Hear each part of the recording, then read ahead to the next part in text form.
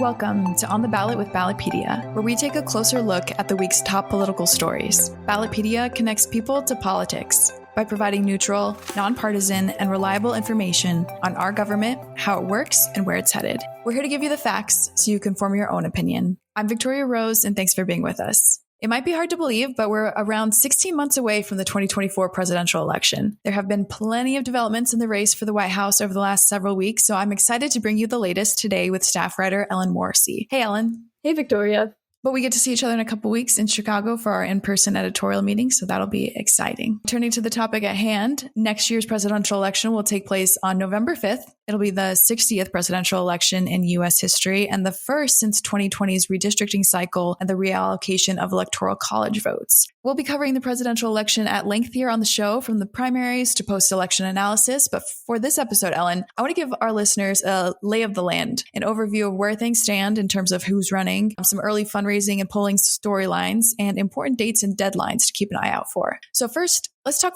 candidates. Is there a deadline for the latest a presidential hopeful can file to enter the race? So there's no formal unified national deadline to file to run for president. Instead, candidates are required to meet a variety of state-specific filing requirements and deadlines in order to appear on each state's ballot. These ballot access laws often include collecting signatures or paying a filing fee. So presidential candidate has to prepare to meet ballot access requirements well in advance of primaries, caucuses, and the general election, if they want to make it to the election ballot. So we're still in the process of identifying filing deadlines and researching them, and state election authorities are also in the process of releasing them. But for example, the earliest one we have identified so far is for the Nevada Democratic primary. That filing deadline will be October 16th, 2023. So if a candidate fails to meet Nevada's filing requirements, they won't appear on the ballot in Nevada's primary. Missing out on an early state primary can hurt a candidate's campaign. It can kind of, damage their momentum kind of early on in the primary cycle. And it can also will ultimately mean that they miss out on those votes at their party's national convention. Yeah, that makes sense. Are state filing deadlines party specific then? Like you gave the example of Nevada's Democratic primary party deadline. Is that just for the Democratic Party in Nevada, not also for the Republicans? Yeah, so it depends state to state. Some states will have one filing deadline for all major party candidates, but other states, depending on who's in charge, there might be separate filing deadlines for Democrats and Republicans. So in Nevada specifically, there's still kind of some uncertainty about whether the Republican Party is going to participate in the state-run primary that was recently established by legislation in the past couple of years, or if the Republican Party will instead opt to hold a party-sponsored caucus on a date of their own choosing. So those will, it's like when candidates are required to file, how they're required to file, things like that. So they're keeping us on our toes. Exactly.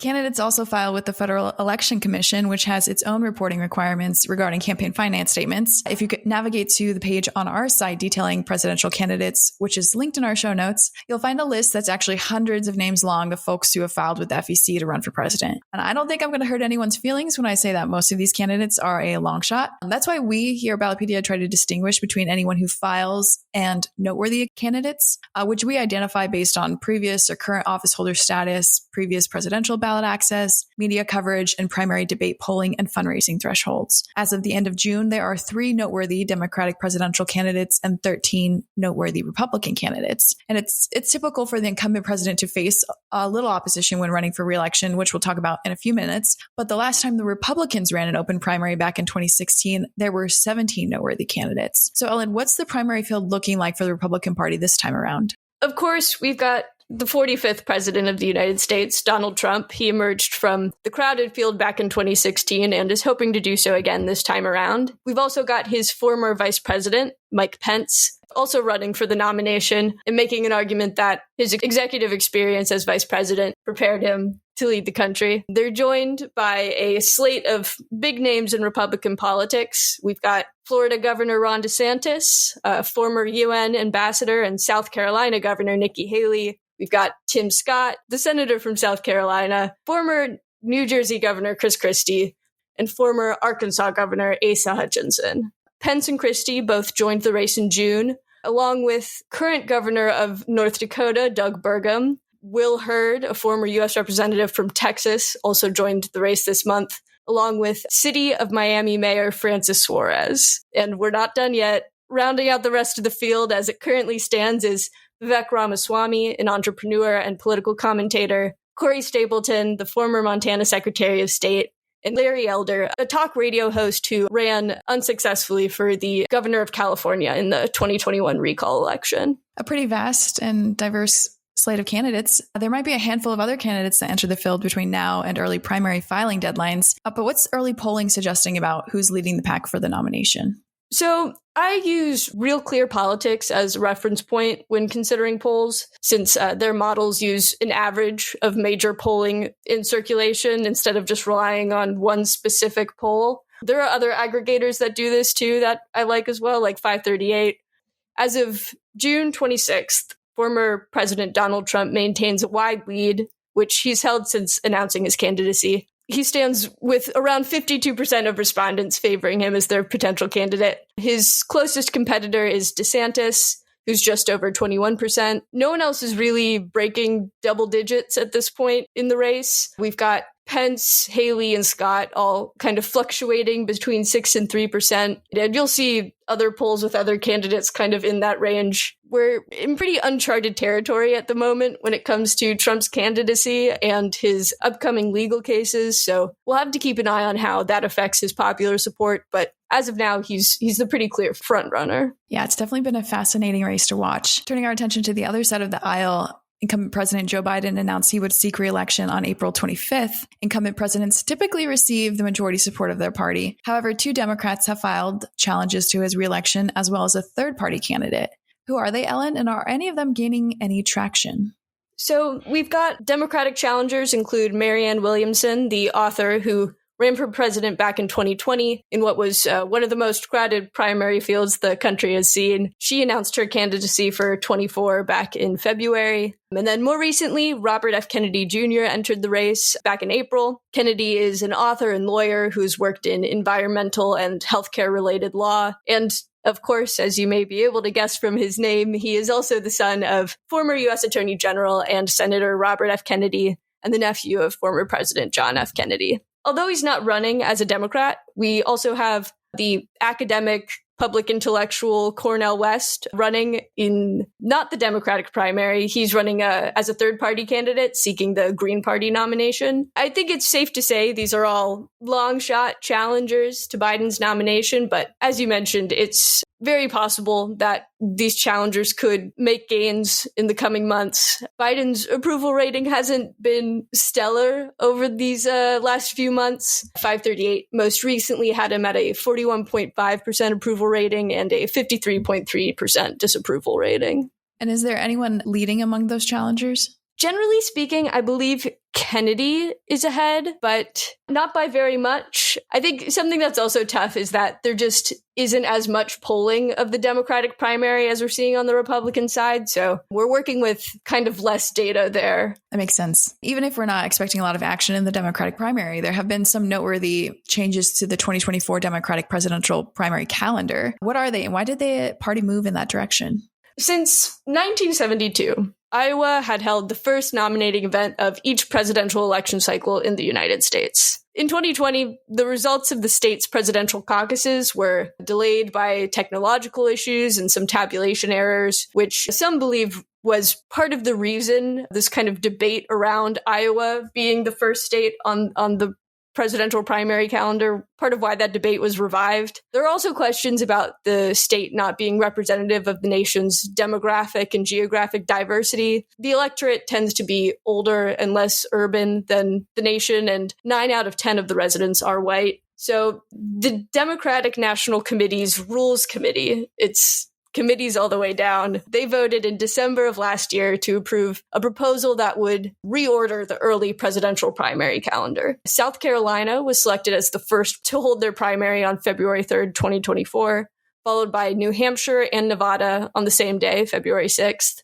then Georgia on February 13th, and Michigan on February 27th. The deadlines for states to submit kind of information to the Rules Committee about how they plan to adhere to this proposal have kept getting pushed back for some states. Like in New Hampshire, their deadline was recently extended to September, and Iowa is also still trying to figure out their new plan. The committee rejected Iowa Democrats' mail-in caucus plan back on June 16th and gave the state party 30 days to change it. So we'll have to see what they come up with. It's all really interesting. I mean, I didn't realize all the mechanics of scheduling the primaries until this debate was going on. So it's been pretty interesting to watch. Speaking of debates, the Commission on Presidential Debates, which sponsors, organizes, and establishes guidelines for presidential and vice presidential debates in the general election, has not yet released the dates and sites for the 2024 presidential election. That information is all supposed to be ironed out by October or November of this year. But what about primary debates, Ellen? Before I get into primary debates, I'll drop a quick note about the Commission on Presidential Debates. They traditionally have been the kind of main body in charge of scheduling general election debates. However, between the 2020 election cycle and now, the RNC has said they don't plan on participating in any debates hosted by the Commission. So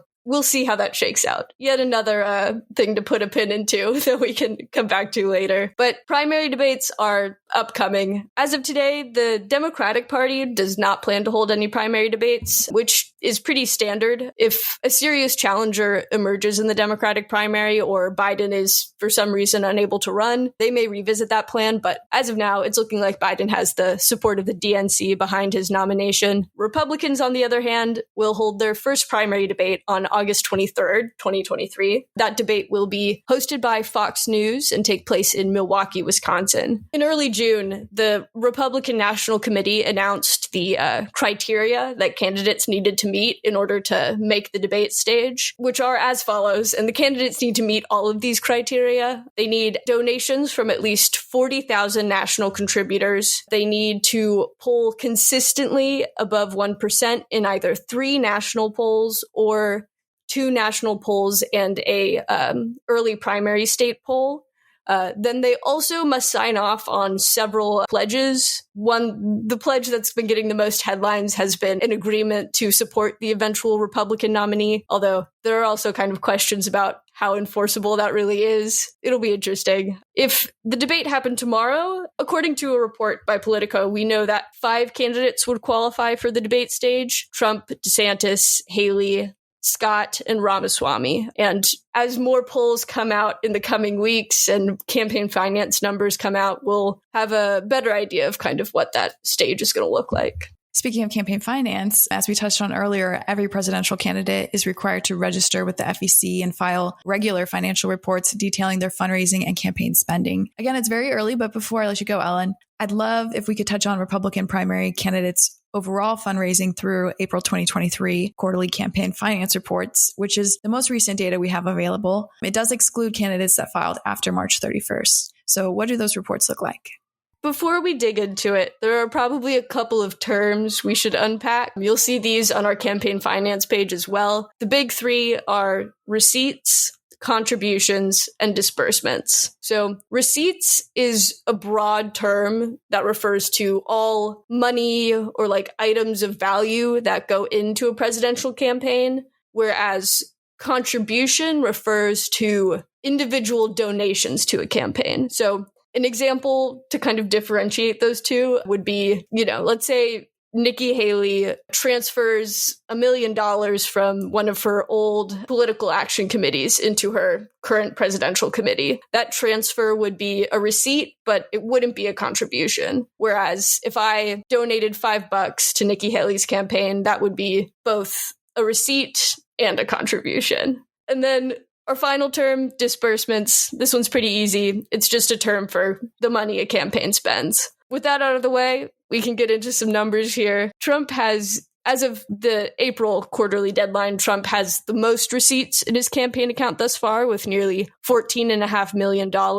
Ramaswamy has just over $11 million, and Haley has just over $5 million. The amount of money spent by each of these campaigns ranks in the same order. Trump has spent $3.5 million, Ramaswamy had spent just over $2 million, and Haley had spent right around $1 million as of that April deadline. Something that's kind of interesting to look at here, or that you might notice on our chart on our campaign finance page, is the sizable lead Haley had in terms of contributions. She had received over $3.2 million in individual contributions, compared to just over $1 million for Ramaswamy and only $10,000 for Trump. Part of those numbers have to do with kind of at what point those candidates declared their campaigns or set up their principal campaign committees, the main fundraising body for the campaign, at what point they set those up in relation to the fundraising deadline. We'll definitely have I think, more kind of robust idea of the lay of the land there once we have the next set of quarterly reports, which come out in July.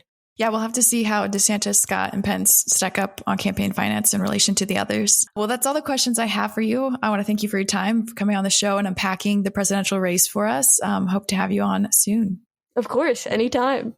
And that's all for this week's episode of On the Ballot. Make sure you don't miss an episode by subscribing wherever you listen to podcasts. We'll be back next week with another episode. Until then, if you have any questions, comments, or love for Ballotpedia, feel free to send it to us at ontheballot@ballotpedia.org or on Twitter @Ballotpedia. I'm Victoria Rose, and thanks for listening.